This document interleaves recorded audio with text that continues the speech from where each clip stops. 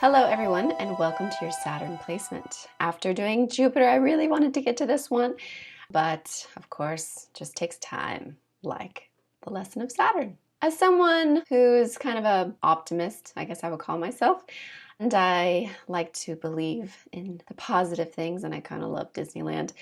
The serious nature of Saturn was probably the last planet that I really delved into. But there's so much to learn here. Saturn is the realist. It's here to teach you that lifelong lesson. So welcome, my fellow masochists. You have made it to the harshness of reality. I'll make it as pleasant as possible. If you want some feel-good vibes, stop now and watch the Jupiter videos. Just kidding. Saturn is called malefic because it's a place of hardship. Hardships are not random. They're not just the gods laughing at us, or maybe they are, but they are there to teach us a lesson.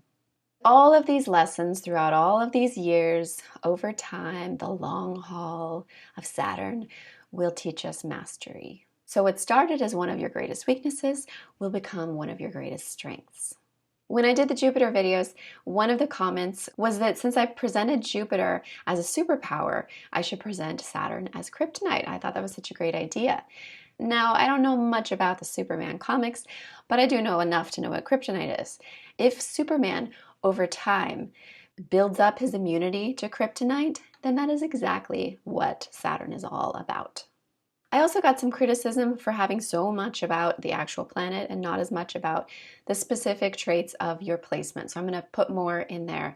But to know about the planet itself is important because it teaches you what's the difference between having a Saturn in Scorpio versus a Saturn ascendant. And when I was first learning about astrology, that was probably the thing that confused me the most. So that is why I spend so much time. Saturn is the slow burn. It's the delayed effect. Usually this area is something that we care so much about, but it seems so unobtainable. And then when we finally get there, we will look back and say it's really worth the journey. This is an area that's going to require dedication, patience, and time. You might feel like your father figure, or God isn't bringing you anything in this area. Like you put so much effort and then it's just not rewarded like Jupiter is. You have to do all of the work, and it's true. There are no spiritual guides or beings that are going to give you that extra boost in this area. This is good old-fashioned blood, sweat, and tears. It's an area that has to be aged like a fine wine. There's also often a lot of shame, which is a huge obstacle. There's this inner voice, you shouldn't do this. Push and pull of something you want, but something you feel is shameful. And for some people, Saturn is mostly about getting past that kind of shame in that area. It won't be easy, but it will be worth it. So let's get into your Saturn placements. Saturn in Cancer. The mantra that I want you guys to tell yourself is, I will always love myself through the good days and the bad days. And part of loving myself is to nurture the neglected. With Saturn in Cancer, Saturn is in its detriment, which means it's a very difficult position to have. Cancer and Capricorn, which is the ruler of Saturn, are opposites. So they don't sit well with each other. But one thing is for sure, this is all centered around the home and family. And usually when someone has this position, they have a very, very neglectful and difficult childhood. The most grounded planet feels very ungrounded with the ever-changing Cancer. You never had an emotional center. You never had an emotional security. You never really had a sense of belonging because Cancer is home. So with your career, you will probably be seeking to find a sense of security and home, even if that career means that you will be working in the home, which a lot of people with this position do. This also can create a duality. On one side, someone who's very Capricorn-like, stoic, not expressive of their feelings, has a real difficult time telling people how they feel, being very critical, and also wanting control. And on the other side, being somebody who is highly emotional, someone who is highly driven by their emotions. They make long-term decisions based on their emotions, kind of erratic. Maybe you'll leave a job just because you had a bad day. So this would be something we would call self-sabotaging, which is hard to understand on the outside. But if you see it as this rocking boat that's swinging back and forth, this pendulum, it makes more sense. You also might be prone to dark moods, passive-aggressive behavior, and the good old-fashioned silent treatment. Just shutting people out is definitely in the arsenal because it's kind of what is comforting to you. It's what you're used to. You're used to being isolated and kind of alone. So are you incredibly emotional or incredibly closed off? Which is it? Well, you're both. And these wounds go back to the neglect you had in your childhood. That feeling of having to grow up too quickly, not being loved for who you really are, not being nurtured, not having your emotions being noticed. Like when you feel something, you weren't noticed or recognized. Your emotions were not important. Often, because this is such a difficult position, people will lock down their emotions. And so they get trapped inside this fortress. Because, if no one cares about your emotions, why should you let them out? You're helping people by not letting them out. But the truth is that life outside of your upbringing is very different. You're going to find different people and different experiences. Just because you were neglected doesn't mean that you will always be neglected. And that's the lesson here, is to learn how to be nurtured and also learn how to nurture, that you're actually a master of this. You learned how to live without it, so you learn how important it truly is. You probably find, especially earlier on in your life, that you'll have trouble with the concept of family. You might be trying to avoid it altogether. Not just your family, but the idea of raising a family, or the idea of other people feeling like their family is important to them, like they need their family. You might look down on that, like, what's wrong with them? Why do they need them so much? It'll be hard to feel the joy that family can bring. It'll be hard to recognize that there are such positives that can come from it. Because Saturn delays things, it is common that with this position you might delay having children or a family or even a home. Maybe you might rent a lot because setting down roots is kind of scary and will even bring you back. But one of your greatest wishes, deep down, is that sense of belonging that you never had, that sense of home that you're trying to find. It will take a lot of time and excruciating pain.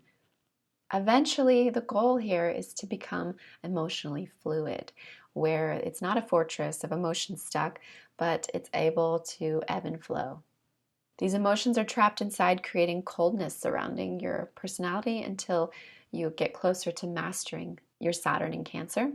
You might think that it's obvious what you need emotionally and that you're crying out, and that in your head you're like this person that's in this ocean in the middle of nowhere screaming.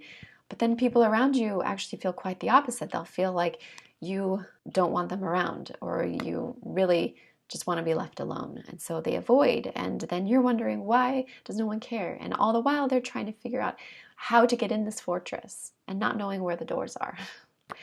So letting down some of these barriers that you created because of the childhood traumas are part of this journey.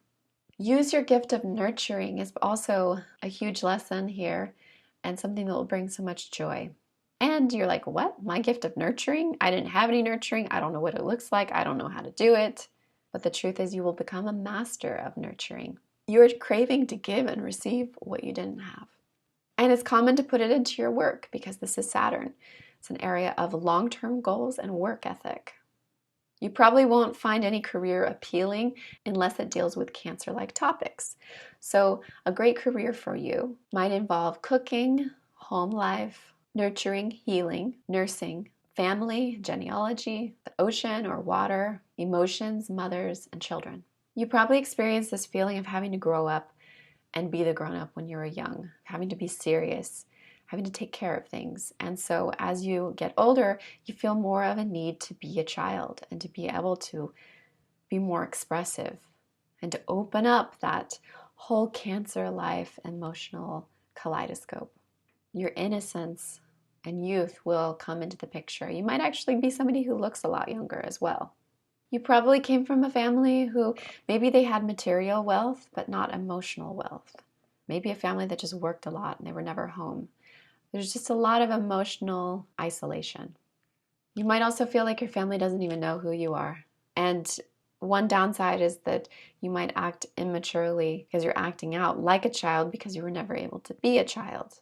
Hence the silent treatment, hot, cold, tuning people out, just having this wall up. Some tantrums, but often that's a little too showy, but I would say more kind of shutting off. Or like you're craving to be nurtured constantly and it can never be enough. You don't know how to reciprocate it back because there's a wall up. So everything that's coming in is just really not enough because it's never actually connecting to you. So that's the other side, is if somebody's really trying to reach out to you, let them. Let them actually see the real you. Take the walls down. This is going to take a lot of time, but eventually your gift of nurturing others will actually become your strongest gift. It's a strong message here to create a family that is everything that you didn't have. It's going to be a very dark journey, and it will bring up all the little pieces of trauma that you have buried. Having children, having a home, all of that is there's triggers everywhere, but those have to be worked through. Otherwise, this cold isolation will never go away. Now, because Saturn delays things, it's common for somebody with Cancer or a fourth house Saturn to have children later. And maybe you might actually adopt children because you will find part of your life's work is to nurture the neglected. So fostering might also be in the cards here. There was a good reason why you built the fortress, but now it's time for it to come down. Become the nurturer that you were always meant to be and build that sense of home and belonging. I hope you enjoyed this take on Saturn and Cancer and come back for the next video.